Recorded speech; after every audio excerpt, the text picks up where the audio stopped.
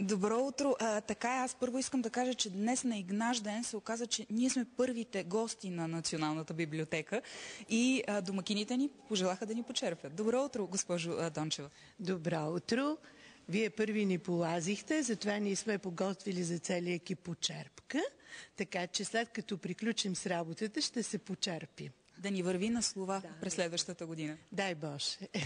С вас ще си говорим за дигитализацията на Националната ни библиотека. Нещо, което вие разработвате като проекти от 2006 година. Вие ми казахте, че най-съществената година по отношение на дигитализирането на архивите тук е била 2009.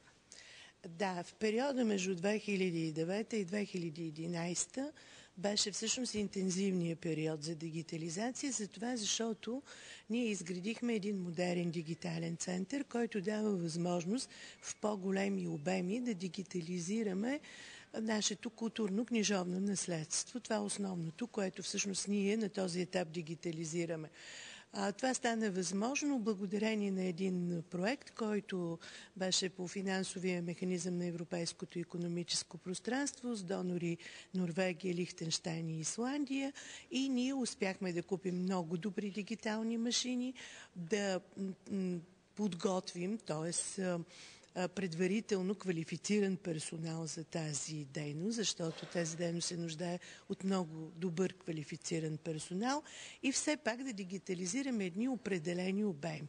За съжаление, при 8 близо милиона единици, които притежава нашата национална библиотека, това все още е капка в морето, но се надяваме в скоро време да инвестираме в тази дейност, защото така или иначе тук библиотеката се нуждае от доста средства, за да започне и така наречената масова дигитализация. И това е бъдещето, ако успеем да преживеем 21 декември. Разкажете ми как се раздвижи посещенията в вашия сайт на Националната библиотека. Към какво има най-голям интерес?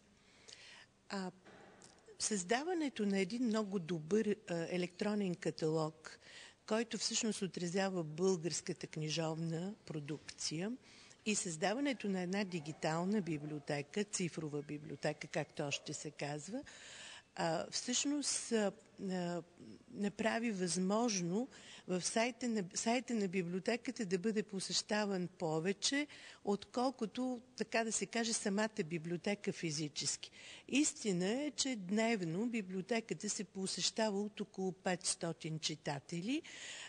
Имам предвид читатели, които ползват услуги чрез регистрационна карта. Аз не говоря, примерно, за посещения, които могат да наброяват и десетки повече, и стотици в някои случаи, защото библиотеката е място, в което се провеждат много културни начинания и е посещаване действително от много и разнородна публика.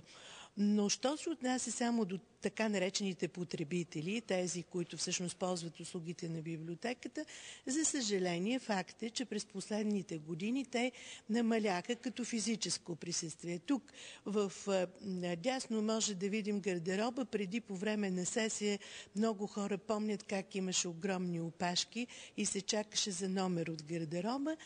За съжаление това вече не е така, но всички студенти ползват тези услуги, които предоставя онлайн библиотеката. Вие не спирате да мислите за вашите читатели. На 10 декември Националната библиотека навърши 134 години от създаването й и в тази връзка започнахте един друг проект, който ще помогне на хората, които посещават физически това място. Ние имахме едно много интересно дарение, бих казала. Това е на фирмата, българска фирма Реалукс, която произвежда енергоспестяващи лампи с по европейски стандарти. И те започнаха една много хубава кампания "Подари светлина на библиотеката", повече светлина, повече читатели, като се обърнаха и към други дарители, и самите те ще даряват на други библиотеки. И по този начин ние осветихме много добре с една чудна светлина, която се доближава до естествената.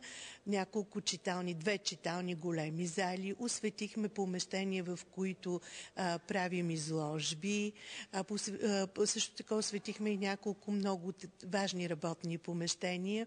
Така че това е едно чудесно дарение, за което ние сме много благодарни на хората, които са се сетили именно на нас, именно на библиотеките да подарят. Така и вие в светлина днес ще отбележите Коледа. Днес е тържеството тук в Националната библиотека Свети Кирил и Методий. Това беше Анета Дончева, заместник директор на библиотеката. Благодаря ти, Весела. Благодаря.